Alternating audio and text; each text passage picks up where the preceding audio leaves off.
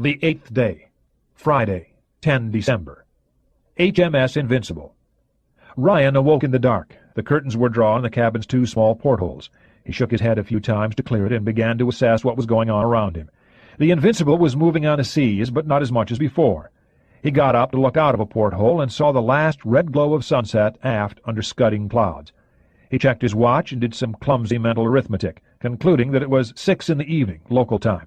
That translated to about 6 hours of sleep. He felt pretty good, considering. A minor headache from the brandy, so much for the theory that good stuff doesn't give you a hangover, and his muscles were stiff. He did a few sit-ups to work out the knots. There was a small bathroom, he corrected himself, adjoining the cabin. Ryan splashed some water on his face and washed his mouth out, not wanting to look in the mirror. He decided he had to. Counterfeit or not, he was wearing his country's uniform, and he had to look presentable. It took a minute to get his hair in place and the uniform arranged properly. The CIA had done a nice job of tailoring, given such short notice. Finished, he went out the door towards the flag bridge. "Feeling better, Jack?" Admiral White pointed him to a tray full of cups. It was only tea, but it was a start. "Thank you, Admiral. Those few hours really helped. I guess I'm in time for dinner?" "Breakfast!" White corrected him with a laugh. "What? Pardon me, Admiral?"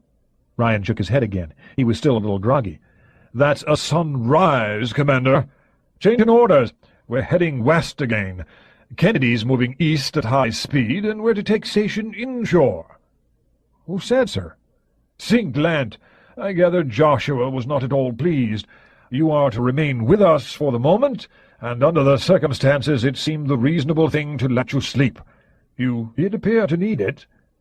Must have been 18 hours, Ryan thought. No wonder he felt stiff. "You do look much better," Admiral White noted from his leather swivel chair. He got up, took Ryan's arm, and guided him aft. "Now, for breakfast. I've been waiting for you. Captain Hunter will brief you on our revised orders. Weather's clearing up for a few days, they tell me. Escort assignments are being reshuffled. We're to operate in conjunction with your New Jersey group. Our anti-submarine operations begin in earnest in another 12 hours. It's a good thing you got that extra sleep, lad. You'll bloody need it." Ryan ran his hand over his face. "Can I shave, sir?" "We still permit beards. Let it wait until after breakfast." Flag quarters on HMS Invincible were not quite up to the standard of those on the Kennedy, but close. White had a private dining area. A steward in a white livery served them expertly, setting a third place for Hunter, who appeared within a few minutes. When they started talking, the steward was excused. "We rendezvous with a pair of your Knox-class frigates in 2 hours. We already have them on radar. 2 more 1052s, plus an oiler and 2 Perrys will join us in another 36 hours. They were on their way home from the Med. With our own escorts, a total of 9 warships. A noteworthy collection, I think. We'll be working 500 miles offshore, with the New Jersey Tarawa force 200 miles to our west." "Tarawa? What do we need a regiment of Marines for?" Ryan asked. Hunter explained briefly. "Not a bad idea, that. The funny thing is, with Kennedy racing for the Azores, that rather leaves us guarding the American coast." Hunter grinned. "This may be the first time the Royal Navy has ever done that." "Certainly, since it belonged to us." "What are we up against?" "The first of the Alphas will be on your coast tonight, 4 of them ahead of all the others. The Soviet Surface Force passed Iceland last night. It's divided into 3 groups.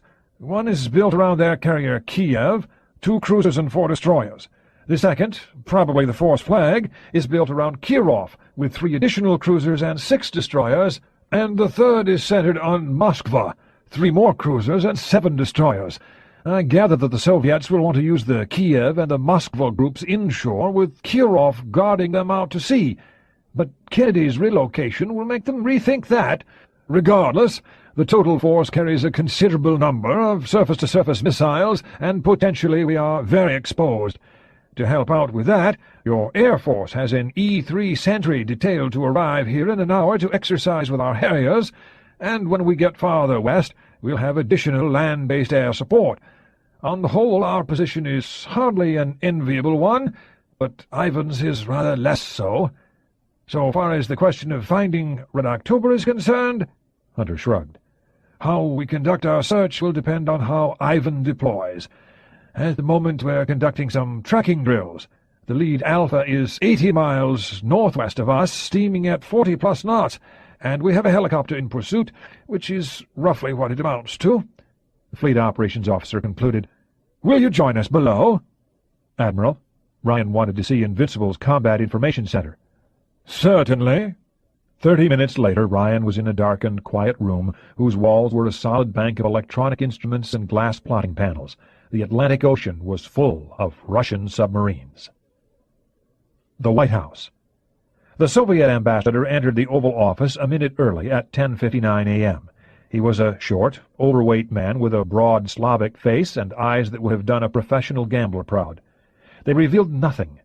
He was a career diplomat, having served in a number of posts throughout the Western world, and a 30-year member of the Communist Party's Foreign Department. "Good morning, Mr. President, Dr. Pelt."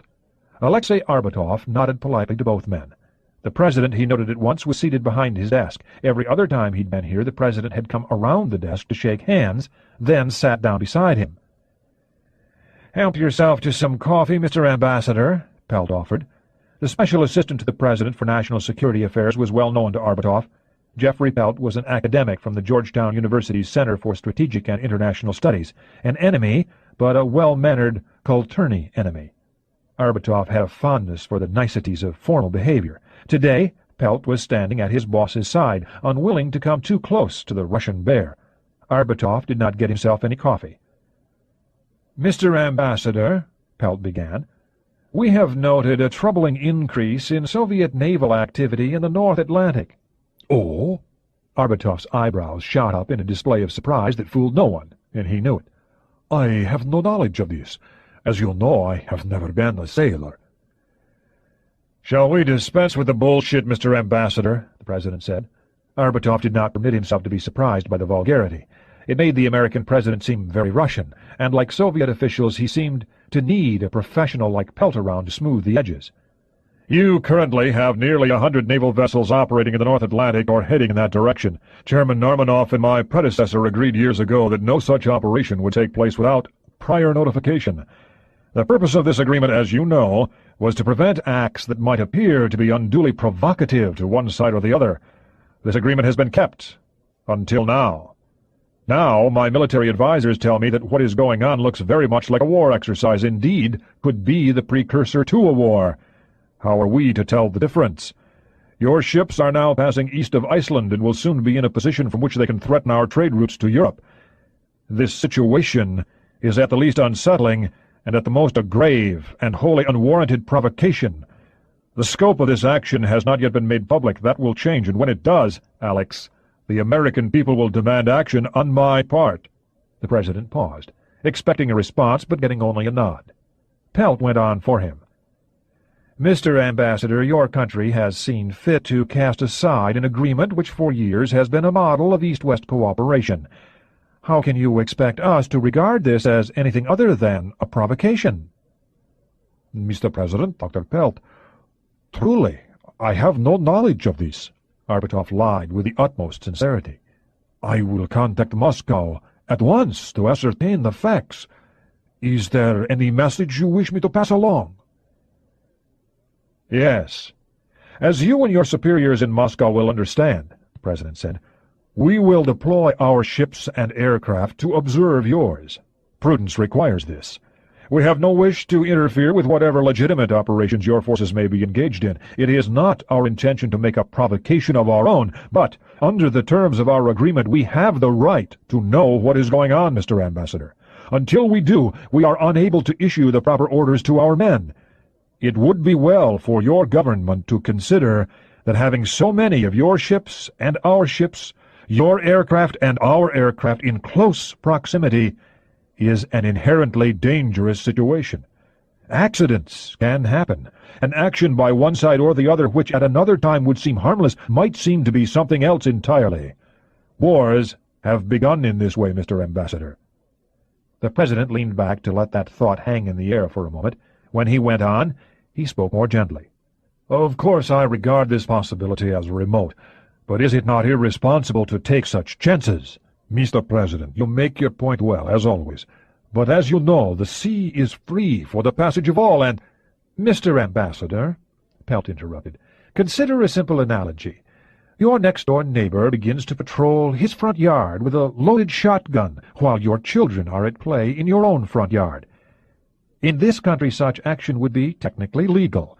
Even so, would it not be a matter of concern?"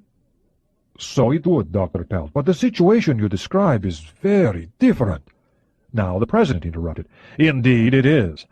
The situation at hand is far more dangerous. It is the breach of an agreement, and I find that especially disquieting. I had hoped that we were entering a new era of Soviet-American relations. We have settled our trade differences. We have just concluded a new grain agreement. You had a major part in that. We have been moving forward, Mr. Ambassador. Is this at an end?" The President shook his head emphatically. "I hope not. But the choice is yours. The relationship between our countries can only be based on trust. Mr. Ambassador, I trust that I have not alarmed you. As you know, it is my habit to speak plainly. I personally dislike the greasy dissimulation of diplomacy. At times like this we must communicate quickly and clearly. We have a dangerous situation before us, and we must work together rapidly to resolve it. My military commanders are greatly concerned, and I need to know today what your naval forces are up to. I expect a reply by 7 this evening. Failing that, I will be on the direct line to Moscow to demand one." Arbatov stood. "Mr. President, I will transmit your message within the hour. Please keep in mind, however, the time differential between Washington and Moscow. I know that a weekend has just begun, and that the Soviet Union is a worker's paradise, but I expect that some of your country's managers may still be at work. In any case, I will detain you no further. Good day." Pelt led Arbatov out, then came back and sat down. "Maybe I was just a little tough on him," the President said. "Yes, sir." Pelt thought that he had been too damned tough. He had little affection for the Russians, but he too liked the niceties of diplomatic exchange. "I think we can say that you succeeded in getting your message across." "He knows." "He knows, but he doesn't know we know." "We think," the President grimaced. "What a crazy goddamn game this is. And to think I had a nice, safe career going for me, putting mafiosi in jail. Do you think he'll snap at the bait I offered?" "Legitimate operations? Did you see his hands twitch at that? He'll go after it like a marlin after a squid." Pelt walked over to pour himself half a cup of coffee. It pleased him that the China service was gold-trimmed. "I wonder what they'll call it. Legitimate operations. Probably a rescue mission. If they call it a fleet exercise, they admit to violating the notification protocol. A rescue operation justifies the level of activity, the speed with which it was laid on, and the lack of publicity. Their press never reports this sort of thing. As a guess, I'd say they'll call it a rescue. Say a submarine is missing. Maybe even to the point of calling it a missile sub." "No, they won't go that far. We also have that agreement about keeping our missile subs 500 miles offshore. Arbatov probably has his instructions on what to tell us already, but he'll play for all the time he can. It's also vaguely possible that he's in the dark. We know how they compartmentalize information. You suppose we're reading too much into his talent for obfuscation?" "I think not, sir. It is a principle of diplomacy," Pelt observed, "that one must know something of the truth in order to lie convincingly." The President smiled. "Well, they've had enough time to play this game. I hope my belated reaction will not disappoint them." "No, sir. Alex must have half expected you to kick him out the door." "The thought's occurred to me more than once. His diplomatic charm has always been lost on me. That's the one thing about the Russians. They remind me so much of the mafia chieftains I used to prosecute. The same smattering of culture and good manners, and the same absence of morality." The President shook his head. He was talking like a hawk again. "Stay close, Jeff. I have George Farmer coming in here in a few minutes, but I want you around when our friend comes back." Pelt walked back to his office, pondering the President's remark. It was, he admitted to himself, crudely accurate. The most wounding insult to an educated Russian was to be called nekulturny, uncultured. The term didn't translate adequately, yet the same men who sat in the gilt boxes at the Moscow State Opera, weeping at the end of a performance of Boris Godunov, could immediately turn around and order the execution or imprisonment of 100 men without blinking. A strange people, made more strange by their political philosophy. But the President had too many sharp edges, and Pelt wished he'd learned to soften them. A speech in front of the American Legion was one thing. A discussion with the ambassador of a foreign power was something else. CIA Headquarters. "Cardinal's in trouble, Judge," Ritter sat down. "No surprise there." Moore removed his glasses and rubbed his eyes. Something Ryan had not seen was the cover note from the station chief in Moscow saying that to get his latest signal out, Cardinal had bypassed half the courier chain that ran from the Kremlin to the U.S. Embassy. The agent was getting bold in his old age. "What does the station chief say exactly?" "Cardinal's supposed to be in the hospital with pneumonia. Maybe it's true, but—" "He's getting old, and it is winter over there. But who believes in coincidences?" Moore looked down at his desk. "What do you suppose they'd do if they've turned him?" "He'd die quietly. Depends on who turned him. If it was the KGB, they might want to make something of it, especially since our friend Andropov took a lot of their prestige with him when he left. But I don't think so. Given who his sponsor is, it would raise too much of a ruckus. Same thing if the GRU turns him. No, they'd grill him for a few weeks, then quietly do away with him. A public trial would be too counterproductive." Judge Moore frowned. They sounded like doctors discussing a terminally ill patient. He didn't even know what Cardinal looked like. There was a photograph somewhere in the file, but he had never seen it. It was easier that way. As an appellate court judge, he had never had to look a defendant in the eye. He'd just review the law in a detached way. He tried to keep his stewardship of the CIA the same way. Moore knew that this might be perceived as cowardly, and was very different from what people expect of a DCI, but even spies got old, and old men developed consciences and doubts that rarely troubled the young. It was time to leave the company. Nearly 3 years. It was enough. He'd accomplished what he was supposed to do. "Tell the station chief to lay off. No inquiries of any kind directed at Cardinal. If he's really sick, we'll be hearing from him again. If not, we'll know that soon enough, too." "Right." Ritter had succeeded in confirming Cardinal's report. One agent had reported that the fleet was sailing with additional political officers, another that the surface force was commanded by an academic sailor and crony of Gorshkov, who had flown to Severomorsk and boarded the Kirov minutes before the fleet had sailed. The naval architect who was believed to have designed the Red October was supposed to have gone with him. A British agent had reported that detonators from the various weapons carried by the surface ships had been hastily taken aboard from their usual storage depots ashore. Finally, there was an unconfirmed report that Admiral Korov, commander of the Northern Fleet, was not at his command post. His whereabouts were unknown. Together, the information was enough to confirm the Willow report, and more was still coming in. The U.S. Naval Academy.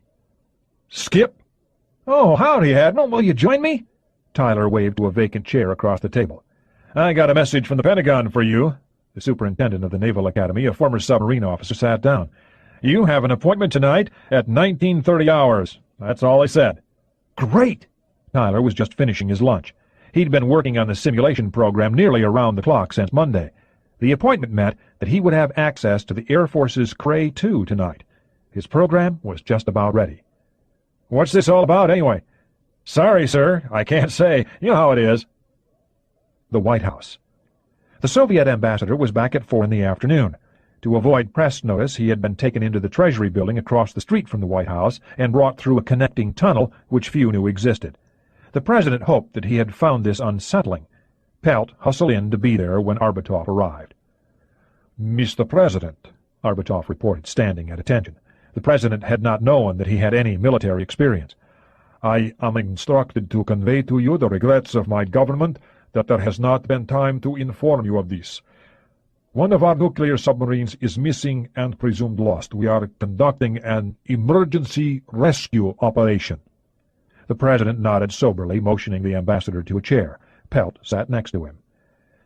"This is somewhat embarrassing, Mr. President. You see, in our Navy, as in yours, duty on a nuclear submarine is a posting of the greatest importance, and consequently those selected for it are among our best educated and trusted men. In this particular case, several members of the crew, the officers that is, are sons of high party officials. One is even a son of a Central Committee member. I cannot say which, of course. The Soviet Navy's great effort to find her sons is understandable, though, I admit, a bit undisciplined." Arbatov feigned embarrassment beautifully, speaking as though he were confiding a great family secret. "Therefore, this has developed into what your people call an all-hands operation. As you undoubtedly know, it was undertaken virtually overnight." "I see," the president said sympathetically. "That makes me feel a little better, Alex. Jeff, I think it's late enough in the day. How about you fix us all a drink? Bourbon, Alex?" "Yes, thank you, sir." Pelt walked over to a rosewood cabinet against the wall. The ornate antique contained a small bar, complete with an ice bucket which was stocked every afternoon. The President often liked to have a drink or two before dinner, something else that reminded Arbutoff of his countrymen. Dr. Pelt had had ample experience playing presidential bartender. In a few minutes he came back with 3 glasses in his hands. "To tell you the truth, we rather suspected this was a rescue operation," Pelt said. "I don't know how we get our young men to do this sort of work." The President sipped at his drink. Arbutoff worked hard on his. He had said frequently at local cocktail parties that he preferred American bourbon to his native vodka. Maybe it was true. "We've lost a pair of nuclear boats, I believe. How many does this make for you? 3? 4?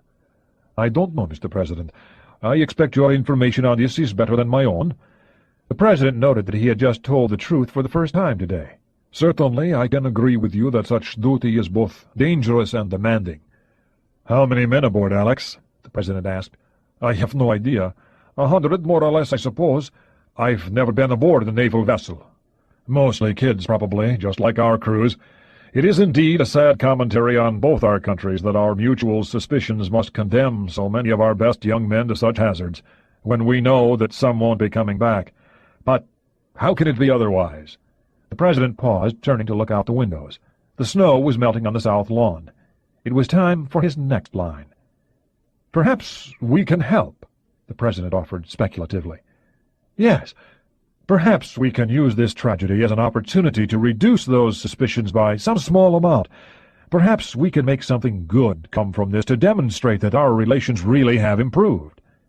Pelt turned away, fumbling for his pipe. In their many years of friendship he could never understand how the President got away with so much.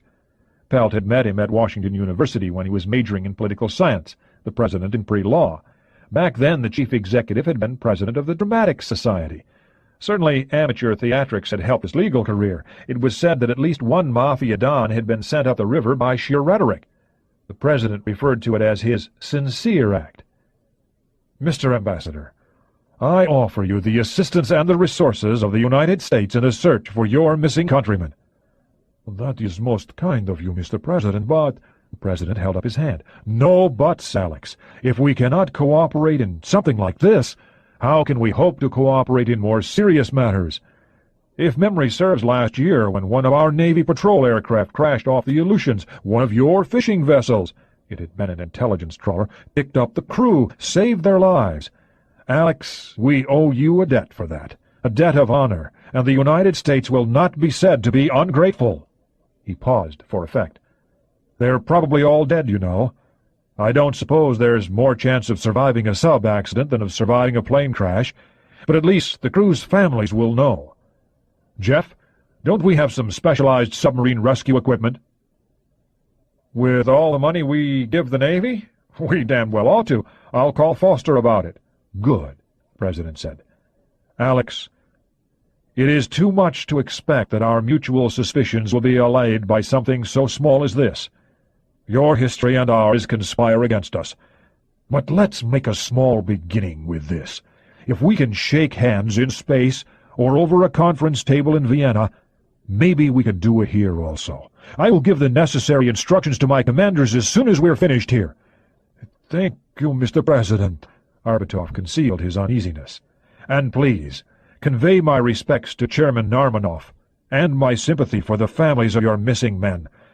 I appreciate his effort and yours in getting this information to us." "Yes, Mr. President." Arbutoff rose. He left after shaking hands. What were the Americans really up to? He'd warned Moscow. Call it a rescue mission and they'd demand to help. It was their stupid Christmas season, and Americans were addicted to happy endings. It was madness not to call it something else. To hell with the protocol. At the same time, he was forced to admire the American president. A strange man, very open yet full of guile. A friendly man most of the time, yet always ready to seize the advantage. He remembered stories his grandmother had told about how gypsies switched babies. The American president was very Russian. "Well," the president said after the doors closed, "now we can keep a nice close eye on them, and they can't complain. They're lying, and we know it, but they don't know we know. And we're lying, and they certainly suspect it, but not why we're lying. God, and I told him this morning that not knowing was dangerous. Jeff, I've been thinking about this. I do not like the fact that so much of their Navy is operating off our coast. Ryan was right. The Atlantic is our ocean. I want the Air Force and the Navy to cover them like a goddamn blanket. That's our ocean, and I damn well want them to know it. The President finished off his drink. On the question of the sub, I want our people to have a good look at it, and whoever of the crew wants to defect, we take care of. Quietly, of course. Of course. As a practical matter, having the officers is as great a coup as having the submarine. But the Navy will still want to keep it. I just don't see how we can do that. Not without eliminating the crewmen, and we can't do that. Agreed. The President buzzed his secretary. Get me General Hilton. The Pentagon. The Air Force's computer center was in a sub-basement of the Pentagon. The room temperature was well below 70 degrees. It was enough to make Tyler's leg ache where it met the metal plastic prosthesis. He was used to that. Tyler was sitting at a control console. He had just finished a trial run of his program named Moray, after the vicious eel that inhabits oceanic reefs. Skip Tyler was proud of his programming ability. He'd taken the old dinosaur program from the files of the Taylor Lab, adapted it to the Common Defense Department computer language, ADA, named for Lady Ada Lovelace, daughter of Lord Byron, and then tightened it up. For most people, this would have been a month's work. He'd done it in 4 days, working almost around the clock, not only because the money was an attractive incentive, but also because the project was a professional challenge. He ended the job quietly satisfied that he could still meet an impossible deadline with time to spare. It was 8 in the evening. Moray had just run through a one-variable value test and not crashed. He was ready. He'd never seen the Cray 2 before, except in photographs, and he was pleased to have a chance to use it. The 2 was 5 units of raw electrical power, each one roughly pentagonal in shape, about 6 feet high and 4 across. The largest unit was the mainframe processor bank. The other 4 were memory banks, arrayed around it in a cruciform configuration. Tyler typed in the command to load his variable sets. For each of the Red October's main dimensions, length, beam, height, he input 10 discrete numerical values. Then came 6 subtly different values for her hull form, block, and prismatic coefficients. There were 5 sets of tunnel dimensions. This aggregated to over 30,000 possible permutations. Next, he keyed in 18 power variables to cover the range of possible engine systems. The Cray 2 absorbed this information and placed each number in its proper slot. It was ready to run.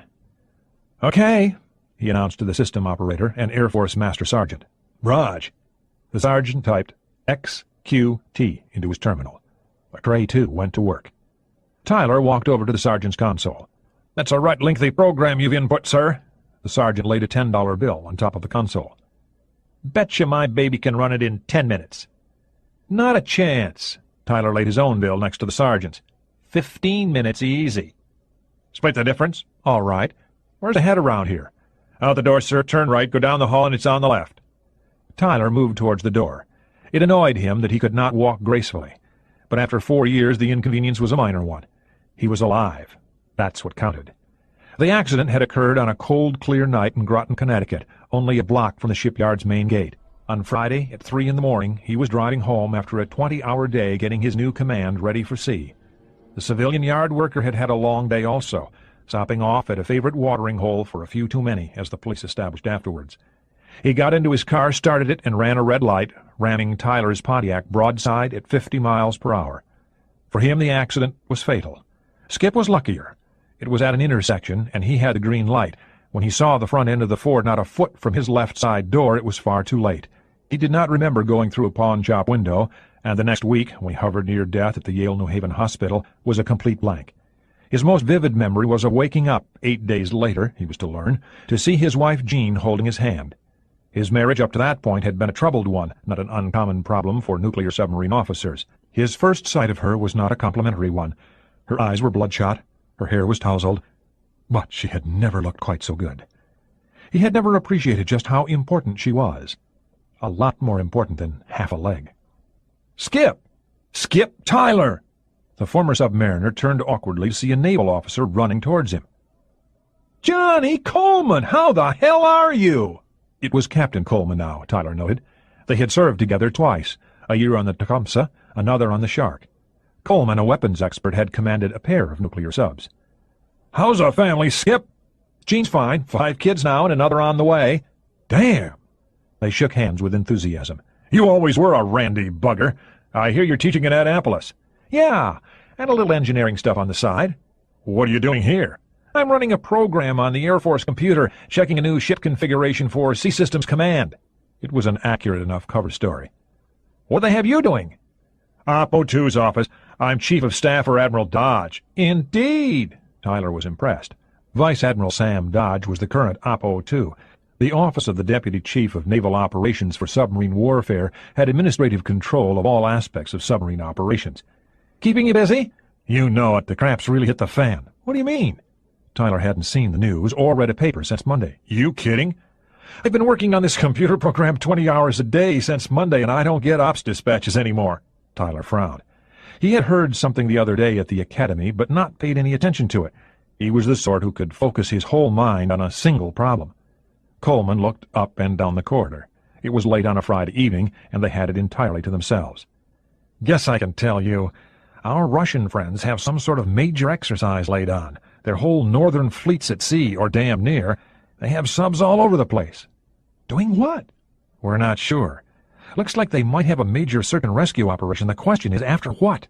They have 4 Alphas doing a max speed run for our coast right now, with a gaggle of Victors and Charlies charging in behind them. At first we were worried that they wanted to block the trade routes, but they blitzed right past those. They're definitely heading for our coast, and whatever they're up to, we're getting tons of information. What do they have moving? Tyler asked. 58 nuclear subs and 30 or so surface ships. God, Sinclair must be going ape. You know it, Skip. The fleet's at sea, all of it. Every nuke we have is scrambling for a redeployment. Every P-3 Lockheed ever made is either over the Atlantic or heading that way. Coleman paused. You're still cleared, right? Sure, for the work I do for the Crystal City Gang. I had a piece of the evaluation of the new Kirov. I thought that sounded like your work. You always were a pretty good engineer. You know, the old man still talks about that job you did for him on the old Tecumseh. Maybe I can get you in to see what's happening. Yeah, I'll ask him. Tyler's first cruise after graduating from nuke school in Idaho had been with Dodge. He'd done a tricky repair job on some ancillary reactor equipment 2 weeks earlier than estimated, with a little creative effort and some back-channel procurement of spare parts. This had earned him and Dodge a flowery letter of commendation. I bet the old man would love to see you. When will you be finished down here? Maybe half an hour. You know where to find us. Have they moved Op-02? Same place.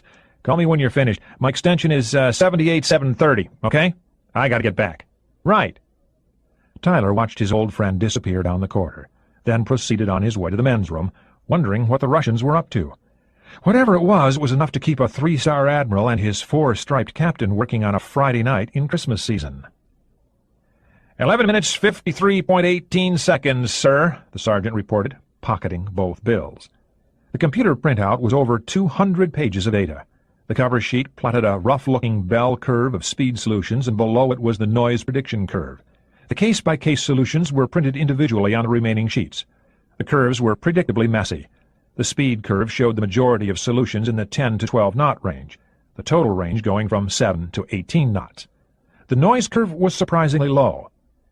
Sergeant, that's one hell of a machine you have here. Believe it, sir, and reliable. We haven't had an electronic fault all month. Can I use a phone? Sure, take your pick, sir. Okay, Sarge. Tyler picked up the nearest phone. Oh, and dump the program. Okay. He typed in some instructions. Moray is gone. Hope you kept a copy, sir. Tyler nodded and dialed the phone. Op-02A, Captain Coleman. Johnny, this is Skip. Great! Hey, the old man wants to see you. Come right up. Tyler placed the printout in his briefcase and locked it. He thanked the sergeant one more time before hobbling out the door, giving the Cray 2 one last look. He'd have to get in here again. He could not find an operating elevator and had to struggle up a gently sloped ramp. 5 minutes later he found a Marine guarding the corridor. You Commander Tyler, sir? The guard asked. Can I see some ID, please? Tyler showed the corporal his Pentagon pass, wondering how many one-legged former submarine officers there might be. Thank you, Commander. Please, go down the corridor. You know the room, sir? Sure, thanks, Corporal.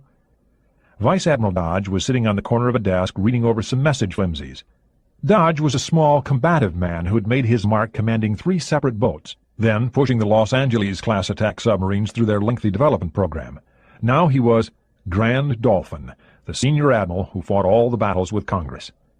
Skip Tyler, "You're looking good, laddie." Dodge gave Tyler's leg a furtive glance as he came over to take his hand. "I hear you're doing a great job at the academy." "It's all right, sir. They even let me scout the occasional ball game." "Shame they didn't let you scout Army." Tyler hung his head theatrically.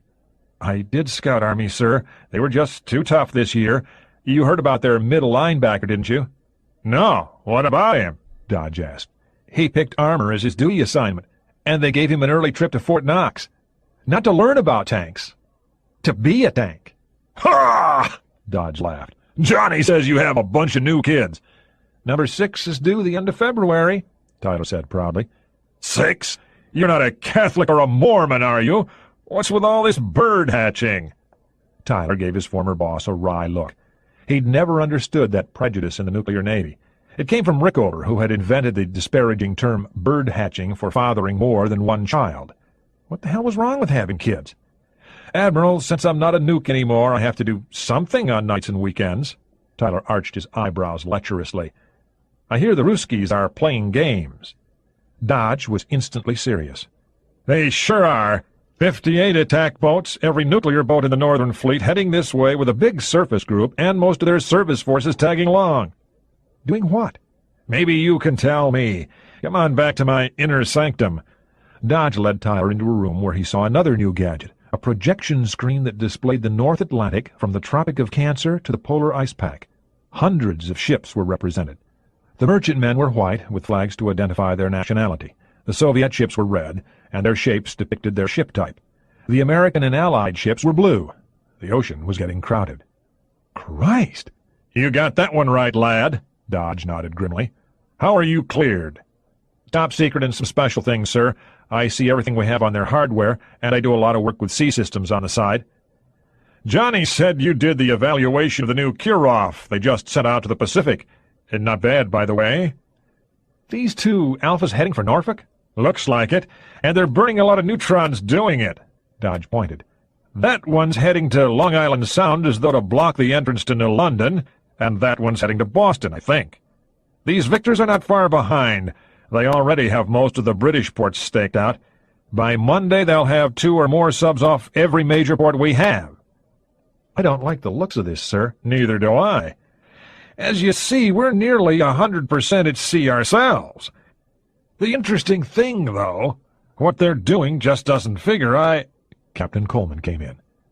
"I see you let the prodigal son in, sir," Coleman said. "Be nice to him, Johnny. I seem to remember when he was a right fair sub-driver. Anyway, at first it looked like they were going to block the SLOCs, but they went right past. What with these Alphas, they might be trying to blockade our coast." "What about out west?" "Nothing. Nothing at all. Just routine activity." "That doesn't make any sense," Tyler objected. "You don't ignore half the fleet. Of course, if you're going to war, you don't announce it by kicking every boat to max power either." "The Russians are a funny bunch, Skip," Coleman pointed out. "Admiral, if we start shooting at them—" "We heard 'em," Dodge said. "With all the noise they're making, we have good locations on near all of them. They have to know that, too. That's the one thing that makes me believe they're not up to anything really bad. They're smart enough not to be that obvious, unless that's what they want us to think." "Have they said anything?" Tyler asked. "Their ambassador says they've lost a boat, and since it has a bunch of big shots kids aboard, they laid on an all-hands rescue mission, for what that's worth." Tyler set his briefcase down and walked closer to the screen. "I can see the pattern for a search and rescue, but why blockade our ports?" He paused, thinking rapidly as his eyes scanned the top of the display. "Sir, I don't see any boomers up here." "They're in port, all of them, on both oceans. The last Delta tied up a few hours ago. That's funny, too," Dodge said, looking at the screen again. "All of them, sir?" Tyler asked, as offhandedly as he could. Something had just occurred to him. The display screen showed the Bremerton in the Barents Sea, but not her supposed quarry. He waited a few seconds for an answer. Getting none, he turned to see the 2 officers observing him closely. "Why do you ask, son?" Dodge said quietly. In Sam Dodge, gentleness could be a red warning flag. Tyler thought this one over for a few seconds. He'd given Ryan his word. Could he phrase his answer without compromising it and still find out what he wanted? Yes, he decided. There was an investigative side to Skip Tyler's character, and once he was on to something, his psyche compelled him to run it down. "Admiral, do they have a missile sub at sea? A brand new one?" Dodge stood very straight. Even so, he still had to look up at the younger man. When he spoke, his voice was glacial. "Exactly where did you get that information, Commander?" Tyler shook his head. "Admiral, I'm sorry, but I can't say. It's compartmented, sir. I think this is something you ought to know, and I'll try to get it to you." Dodge backed off to try a different tack. "You used to work for me, Skip." The Admiral was unhappy. He'd bent a rule to show something to his former subordinate because he knew him well and was sorry that he had not received the command he had worked so hard for. Tyler was technically a civilian, even though his suits were still navy blue. What made it really bad was that he knew something himself. Dodge had given him some information, and Tyler wasn't giving any back. "Sir, I gave my word," Skip apologized. "I will try to get this to you. That's a promise, sir. May I use a phone?" "Outer office," Dodge said flatly. There were 4 telephones within sight. Tyler went out and sat at a secretary's desk. He took his notebook from a coat pocket and dialed the number on the card Ryan had left him. Akers. A female voice answered. "Could I speak to Dr. Ryan, please?" Dr. Ryan is not here at the moment. "Then give me Admiral Greer, please." One moment, please. "James Greer?" Dodge was behind him. "Is that who you're working for?" This is Greer. Your name Skip Tyler? "Yes, sir." You have that information for me? "Yes, sir, I do." Where are you? "In the Pentagon, sir." Okay, I want you to drive right up here. You know how to find the place? The guards at the main gate will be waiting for you. Get moving, son. Greer hung up. "You're working for the CIA?" Dodge asked. "Sir, I can't say. If you will excuse me, sir, I have some information to deliver." "Mine?" the Admiral demanded. "No, sir. I already had it when I came in here. That's the truth, Admiral, and I will try to get this back to you." "Call me," Dodge ordered. "We'll be here all night." CIA headquarters. The drive up the George Washington Parkway was easier than he expected. The decrepit old highway was crowded with shoppers, but moved along at a steady crawl. He got off at the right exit and presently found himself at the guard post for the main highway entrance to the CIA. The barrier was down. "Your name Tyler Oliver W.?" the guard asked. "ID, please." Tyler handed him his Pentagon pass. "Okay, Commander. Pull your car right to the main entrance. Somebody will be there to meet you." It was another 2 minutes to the main entrance, through mostly empty parking lots glazed with ice from yesterday's melted snow. The armed guard who was waiting for him tried to help him out of the car. Tyler didn't like to be helped. He shrugged him off. Another man was waiting for him under the canopied main entrance. They were waved right through to the elevator. He found Admiral Greer sitting in front of his office fireplace, seemingly half asleep. Skip didn't know that the DDI had only returned from England a few hours earlier. The Admiral came to and ordered his plainclothes security officer to withdraw. "You must be Skip Tyler. Come on over and sit down." "That's quite a fire you have going there, sir." "I shouldn't bother. Looking at a fire makes me go to sleep. Of course, I could use a little sleep right now." "So, what do you have for me? May I ask where Jack is?" "You may ask. He's away." "Oh." Tyler unlocked his briefcase and removed the printout. "Sir, I ran the performance model for this Russian sub. May I ask her name?" Greer chuckled. "Okay, you've earned that much. Her name is Red October. You'll have to excuse me, son. I've had a busy couple of days, and being tired makes me forget my manners. Jack says you're pretty sharp. So does your personnel file. Now, you tell me. What'll she do?" "Well, Admiral, we have a wide choice of data here, and—" "The short version, Commander. I don't play with computers. I have people who do that for me." "From 7 to 18 knots, the best bet is 10 to 12. With that speed range, you can figure a radiated noise level about the same as that of a Yankee doing 6 knots. But you'd have to factor reactor plant noise into that also. Moreover, the character of the noise will be different from what we're used to. These multiple impeller models don't put out normal propulsion noises. They seem to generate an irregular harmonic rumble. Did Jack tell you about this? It results from a back-pressure wave in the tunnels. This fights the water flow, and that makes the rumble. Evidently, there's no way around it. Our guys spent 2 years trying to find one. What they got was a new principle of hydrodynamics. The water almost acts like air in a jet engine at idle or low speed, except that water doesn't compress like air does. So, our guys will be able to detect something, but it will be different. They're going to have to get used to a wholly new acoustical signature. Add to that the lower signal intensity, and you have a boat that will be harder to detect than anything they have at this time." "So that's what all this says?" Greer riffled through the pages. "Yes, sir. You'll want to have your own people look through it. The model, the program that is, could stand a little improvement. I didn't have much time. Jack said you wanted this in a hurry. May I ask a question, sir?" "You can try." Greer leaned back, rubbing his eyes. "Is, Red October at sea? That's it, isn't it? They're trying to locate her right now," Tyler asked innocently. Something like that. We couldn't figure what these doors meant. Ryan said you might be able to, and I suppose he was right. You've earned your money, Commander. This data might just enable us to find her." "Admiral, I think Red October is up to something. Maybe even trying to defect to the United States." Greer's head came around. "Whatever makes you think that?" "The Ruskies have a major fleet operation in progress. They have subs all over the Atlantic, and it looks like they're trying to blockade our coast. The story is a rescue job for a lost boat. Okay, but Jack shows up Monday with pictures of a new missile boat, and today I hear that all of their other missile boats have been recalled to port." Tyler smiled. "That's kind of an odd set of coincidences, sir." Greer turned and stared at the fire. He had just joined the DIA when the Army and Air Force had pulled off the daring raid on the Son-Tay prison camp 20 miles west of Hanoi. The raid had been a failure because the North Vietnamese had removed all of the captured pilots a few weeks before, something that aerial photographs could not determine. But everything else had gone perfectly. After penetrating hundreds of miles into hostile territory, the raiding force appeared entirely by surprise and caught many of the camp guards literally with their pants down. The Green Berets did a letter-perfect job of getting in and out. In the process, they killed several hundred enemy troops, themselves sustaining a single casualty, a broken ankle. The most impressive part of the mission, however, was its secrecy. Operation Kingpin had been rehearsed for months, and despite this, its nature and objective had not been guessed by friend or enemy until the day of the raid itself. On that day, a young Air Force captain of intelligence went into his general's office to ask if a deep penetration raid into North Vietnam had been laid on for the Son-Tay prisoner of war camp. His astonished commander proceeded to grill the captain at length, only to learn that the bright young officer had seen enough disjointed bits and pieces to construct a clear picture of what was about to happen. Events like this gave security officers peptic ulcers.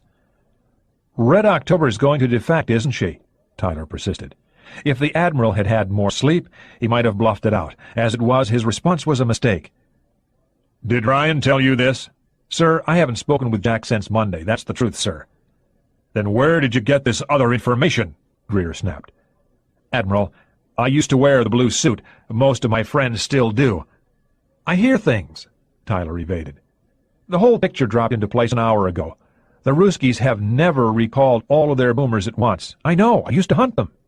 Greer sighed. "Jack thinks the same as you. He's out with the fleet right now. Commander, if you tell that to anyone, I'll have your other leg mounted over top that fireplace. Do you understand me?" "Aye, aye, sir." "What are we going to do with her?" Tyler smiled to himself, thinking that as a senior consultant to Sea Systems Command, he'd sure as hell get a chance to look at a for-real Russian submarine.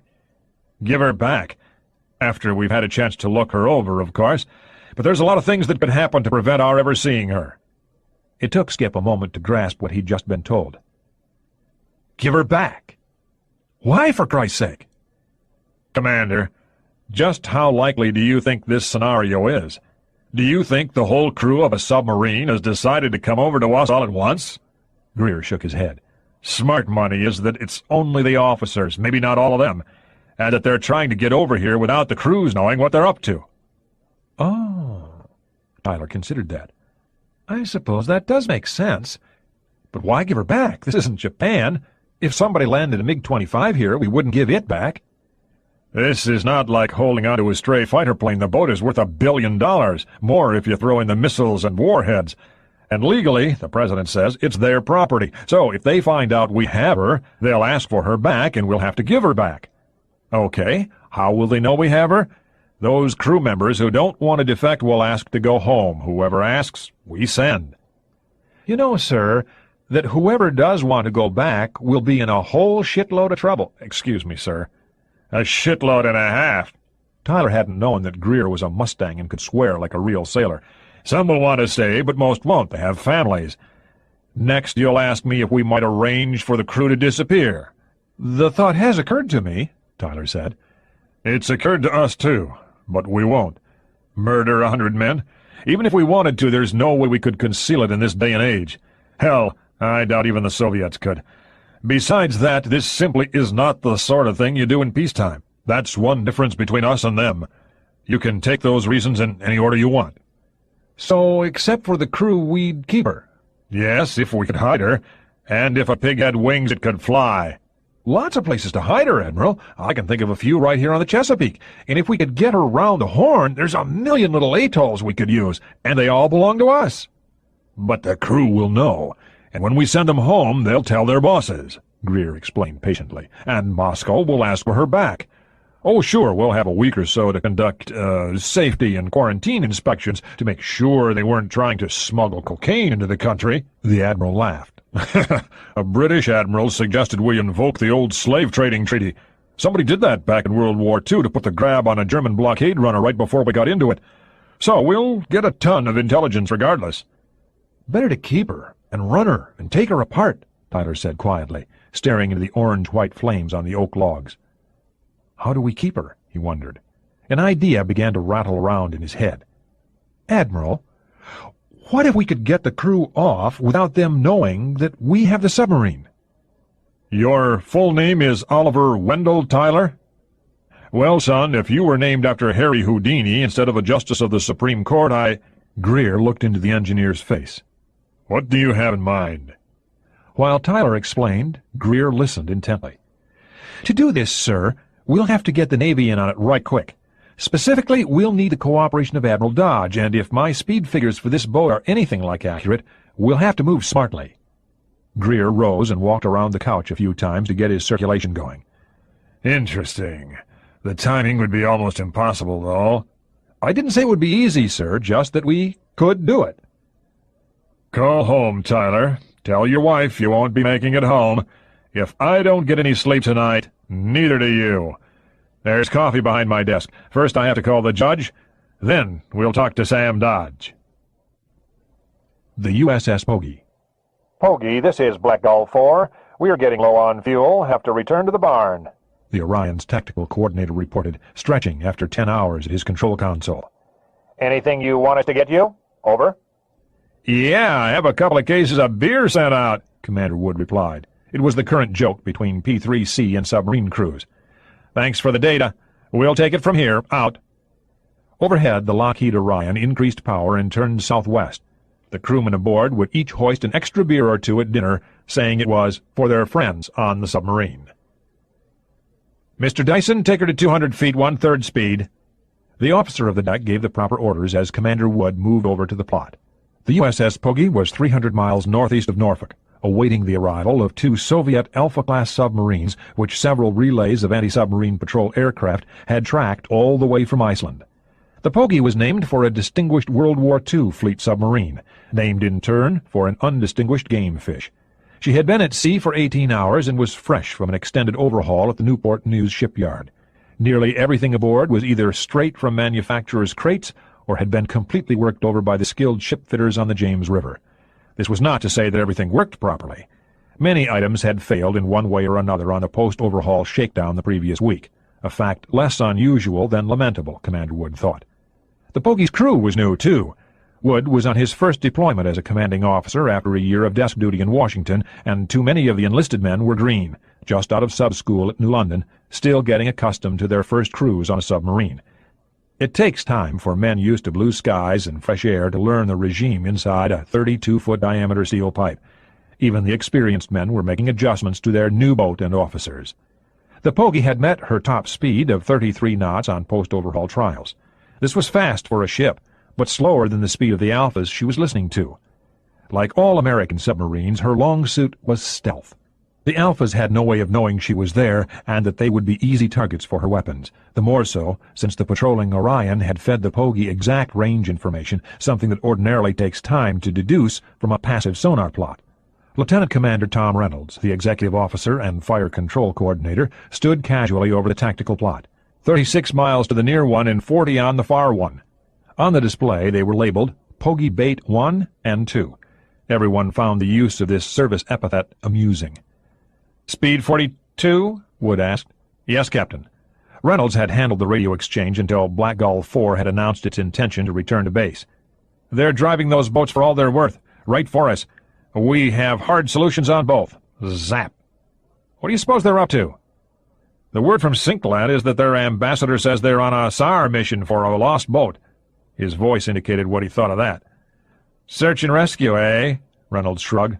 "Well, maybe they think they lost a boat off Point Comfort, because if they don't slow down real fast, that's where they'll end up. I never heard of Alphas operating this close to our coast. Have you, sir?" "Nope," Wood frowned. The thing about the Alphas was that they were fast and noisy. Soviet tactical doctrine seemed to call for them mainly in defensive roles. As interceptor submarines, they could protect their own missile subs, and with their high speed they could engage American attack submarines, then evade counterattack. Wood didn't think the doctrine was sound, but that was all right with him. "Maybe they want to blockade Norfolk," Reynolds suggested. "You might have a point there," Wood said. "Well, in any case, we'll just sit tight and let them burn right past us. They'll have to slow as they cross the continental shelf line, and we'll tag along behind them, nice and quiet." "Aye," Reynolds said. If they had to shoot, both men reflected, they'd find out just how tough the Alpha really was. There had been much talk about the strength of the titanium used for her hull, whether it really would withstand the force of several hundred pounds of high explosive in direct contact. A new shaped charge warhead for the Mark 48 torpedo had been developed for just this purpose, and for handling the equally tough Typhoon hull. Both officers set this thought aside. Their assigned mission was to track and shadow. The E.S. Polatovsky. Pogey Bait 2 was known to the Soviet Navy as the E.S. Polatovsky.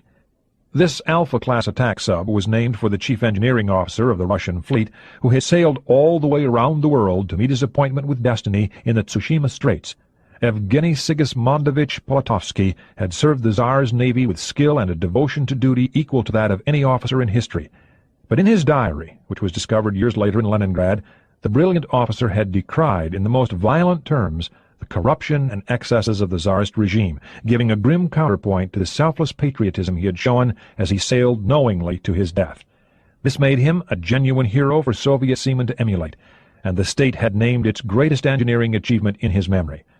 Unfortunately, the Polatovsky had enjoyed no better luck than he had enjoyed in the face of Togo's guns. The Polatovsky's acoustical signature was labeled Alpha 3 by the Americans. This was incorrect. She had been the first of the Alphas.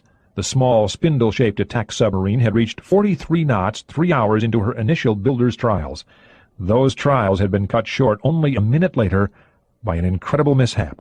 A 50-ton right whale had somehow blundered in her path, and the Polatovsky had rammed the unfortunate creature broadside. The impact had smashed 10 square meters of bow plating, annihilated the sonar dome, knocked a torpedo tube askew, and nearly flooded the torpedo room. This did not count shock damage to nearly every interior system from electronic equipment to the galley stove, and it was said that if anyone but the famous Vilnius headmaster had been in command, the submarine would surely have been lost. A 2-meter segment of the whale's rib was now a permanent fixture at the Officers' Club in Severomorsk, dramatic testament to the strength of Soviet submarines. In fact, the damage had taken over a year to repair, and by the time the Polatovsky sailed again, there were already 2 other Alphas in service. 2 days after sailing on her next shakedown, she suffered another major casualty, the total failure of her high-pressure turbine. This had taken 6 months to replace. There had been 3 more minor incidents since, and the submarine was forever marked as a bad luck ship. Chief Engineer Vladimir Pechakokov was a loyal party member and a committed atheist, but he was also a sailor and therefore profoundly superstitious. In the old days, his ship would have been blessed on launching, and thereafter every time she sailed. It would have been an impressive ceremony, with a bearded priest, clouds of incense, and evocative hymns. He had sailed without any of that, and found himself wishing otherwise. He needed some luck. Pechakokov was having trouble with his reactor. The Alpha reactor plant was small. It had to fit into a relatively small hull. It was also powerful for its size, and this one had been running at 100% rated power for just over 4 days. They were racing for the American coast at 42.3 knots, as fast as the 8-year-old plant would permit. The Polatovsky was due for a comprehensive overhaul. New sonar, new computers, and a redesigned reactor control suite were all planned for the coming months.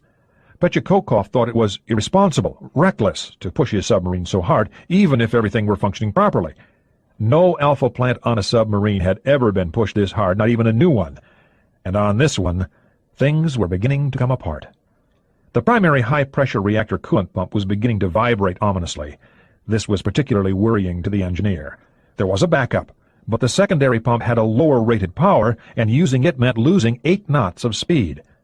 The alpha plant achieved its high power not with a sodium-cooled system, as the Americans thought, but by running at a far higher pressure than any reactor system afloat and using a revolutionary heat exchange system that boosted the plant's overall thermal efficiency to 41%, well in excess of that for any other submarine. But the price of this was a reactor that at full power was red-lined on every monitor gauge, and in this case the red lines were not mere symbolism, they signified genuine danger. This fact, added to the vibrating pump, had Petchakokov seriously concerned. An hour earlier he had pleaded with the captain to reduce power for a few hours so that his skilled crew of engineers could make repairs. It was probably only a bad bearing after all, and they had spares. The pump had been designed so that it would be easy to fix. The captain had wavered, wanting to grant the request, but the political officer had intervened, pointing out that their orders were both urgent and explicit. They had to be on station as quickly as possible. To do otherwise would be politically unsound. And that was that. Petchakokov bitterly remembered the look in his captain's eyes. What was the purpose of a commanding officer if his every order had to be approved by a political flunky? Petchakokov had been a faithful communist since joining the Octobrists as a boy. But damn it! What was the point of having specialists and engineers? Did the party really think that physical laws could be overturned by the whim of some apparatchik with a heavy desk and a dasha in the Moscow suburbs? The engineer swore to himself. He stood alone at the master control board. This was located in the engine room, aft of the compartment that held the reactor and the heat exchanger steam generator, the latter placed right at the submarine's center of gravity. The reactor was pressurized to 20 kilograms per square centimeter, about 2,800 pounds per square inch. Only a fraction of this pressure came from the pump. The higher pressure caused a higher boiling point for the coolant. In this case, the water was heated to over 900 degrees Celsius, a temperature sufficient to generate steam which gathered at the top of the reactor vessel. The steam bubble applied pressure to the water beneath, preventing the generation of more steam. The steam and water regulated one another in a delicate balance. The water was dangerously radioactive as a result of the fission reaction taking place within the uranium fuel rods. The function of the control rods was to regulate the reaction. Again, the control was delicate. At most, the rods could absorb just less than 1% of the neutron flux, but this was enough either to permit the reaction or to prevent it. Petchakokov could recite all this data in his sleep. He could draw a wholly accurate schematic diagram of the entire engine plant from memory and could instantly grasp the significance of the slightest change in his instrument readings. He stood perfectly straight over the control board, his eyes tracing the myriad dials and gauges in a regular pattern, one hand poised over the scram switch, the other over the emergency cooling controls. He could hear the vibration. It had to be a bad bearing getting worse as it wore more and more unevenly. If the crankshaft bearings went bad, the pump would seize, and they'd have to stop. This would be an emergency, though not really a dangerous one. It would mean that repairing the pump, if they could repair it at all, would take days instead of hours, eating up valuable time and spare parts. That was bad enough. What was worse, and what Petchakokov did not know, was that the vibration was generating pressure waves in the coolant. To make use of the newly developed heat exchanger, the alpha plant had to move water rapidly through its many loops and baffles. This required a high-pressure pump, which accounted for 150 pounds of the total system pressure, almost 10 times what was considered safe in Western reactors. With the pump so powerful, the whole engine room complex, normally very noisy at high speed, was like a boiler factory, and the pump's vibration was disturbing the performance of the monitor instruments. It was making the needles on his gauges waver, Petchakokov noted. He was right and wrong. The pressure gauges were really wavering because of the 30-pound overpressure waves pulsing through the system. The chief engineer did not recognize this for what it was. He had been on duty too many hours. Within the reactor vessel, these pressure waves were approaching the frequency at which a piece of equipment resonated. Roughly halfway down the interior surface of the vessel was a titanium fitting, part of the backup cooling system. In the event of a coolant loss and after a successful scram, valves inside and outside the vessel would open, cooling the reactor either with a mixture of water and barium or, as a last measure, with seawater which could be vented in and out of the vessel, at the cost of ruining the entire reactor. This had been done once, and though it had been costly, the action of a junior engineer had prevented the loss of a Victor-class attack sub by catastrophic meltdown. Today, the inside valve was closed, along with the corresponding through-hull fitting. The valves were made of titanium because they had to function reliably after prolonged exposure to high temperature, and also because titanium was very corrosion-resistant. High-temperature water was murderously corrosive.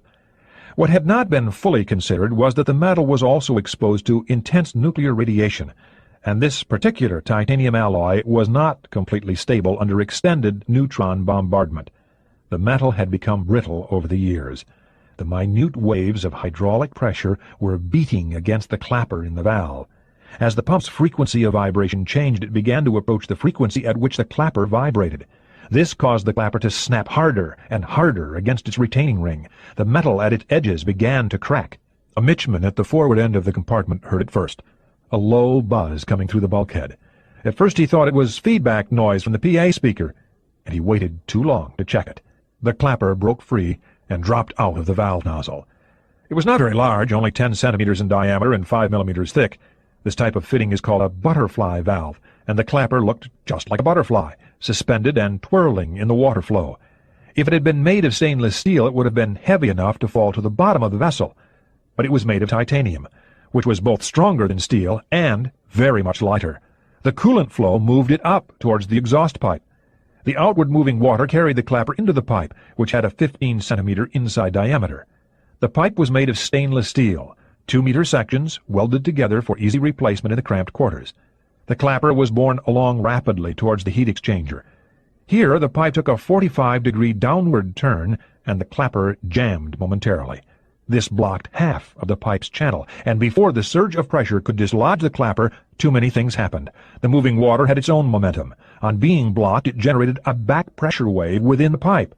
Total pressure jumped momentarily to 3,400 pounds. This caused the pipe to flex a few millimeters. The increased pressure, lateral displacement of a weld joint, and cumulative effect of years of high-temperature erosion of the steel damaged the joint.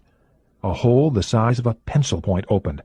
The escaping water flashed instantly into steam, setting off alarms in the reactor compartment and neighboring spaces.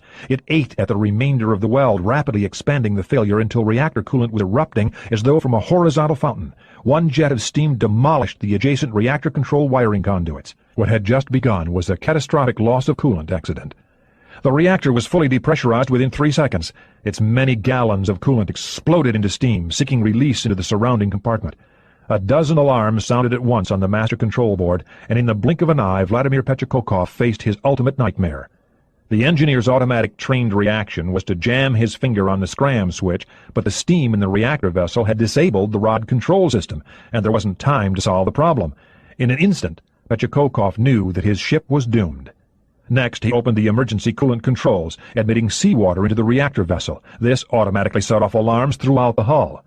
In the control room forward, the captain grasped the nature of the emergency at once. The Polatovsky was running at 150 meters. He had to get her to the surface immediately, and he shouted orders to blow all ballast and make full rise on the diving planes.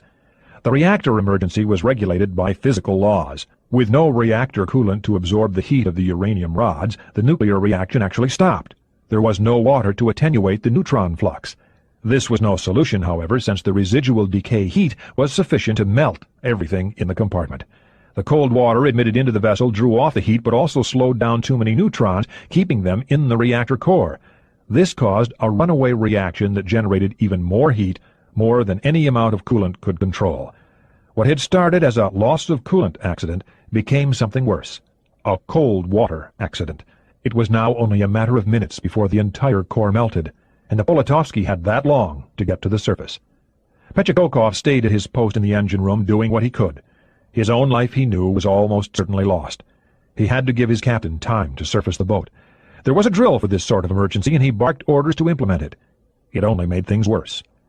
His duty electrician moved along the electrical control panels, switching from main power to emergency, since residual steam power in the turbo alternators would die in a few more seconds. In a moment, the submarine's power completely depended on standby batteries. In the control room, power was lost to the electrically controlled trim tabs on the trailing edge of the diving planes, which automatically switched back to electro-hydraulic control. This powered not just the small trim tabs, but the diving planes as well. The control assemblies moved instantly to a 15-degree up angle, and she was still moving at 39 knots. With all her ballast tanks now blasted free of water by compressed air, the submarine was very light, and she rose like a climbing aircraft. In seconds, the astonished control room crew felt their boat rise to an up angle that was 45 degrees and getting worse. A moment later, they were too busy trying to stand to come to grips with the problem. Now the Alpha was climbing almost vertically at 30 miles per hour. Every man and unsecured item aboard fell sternward. In the motor control room aft, a crewman crashed against the main electrical switchboard, short-circuiting it with his body, and all power aboard was lost. A cook who had been inventorying survival gear in the torpedo room forward struggled into the escape trunk as he fought his way into an exposure suit. Even with only a year's experience, he was quick to understand the meaning of the hooting alarms and unprecedented actions of his boat. He yanked the hatch shut and began to work the escape controls as he had been taught in submarine school. The Polatovsky soared through the surface of the Atlantic like a broaching whale, coming 3/4 of her length out of the water before crashing back. The USS Poggy. Con, sonar. Con, aye, Captain speaking. Skipper, you better hear this. Something just went crazy on Bait 2, Poggy's chief reported.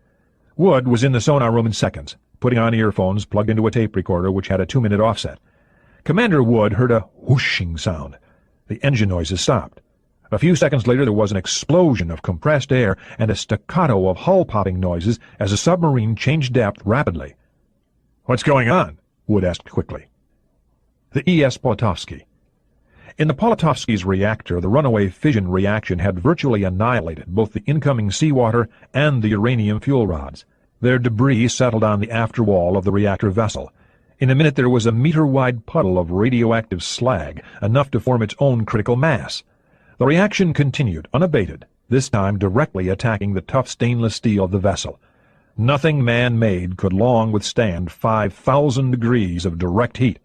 In 10 seconds the vessel wall failed. The uranium mass dropped free against the aft bulkhead. Petchakokov knew he was dead.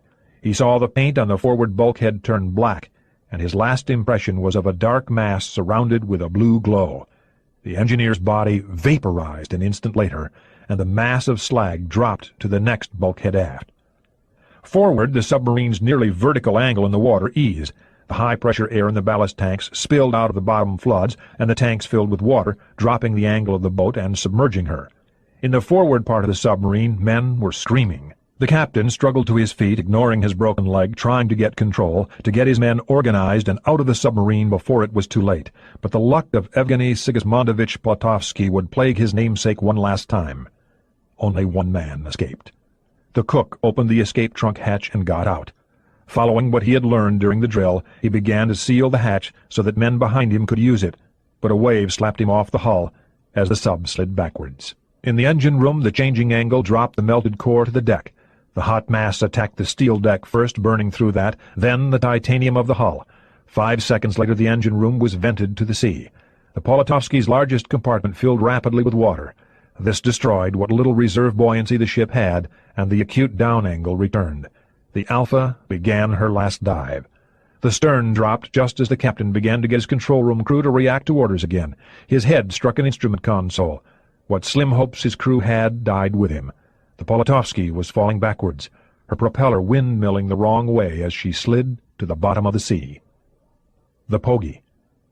"Skipper, I was on the chopper back in '69. The Poggy's chief said, referring to a horrifying accident on a diesel-powered submarine. "That's what it sounds like," his captain said. He was now listening to direct sonar input. There was no mistaking it. The submarine was flooding. They had heard the ballast tanks refill. This could only mean interior compartments were filling with water. If they had been closer, they might have heard the screams of men in that doomed hull. Wood was just as happy he couldn't. The continuing rush of water was dreadful enough. Men were dying.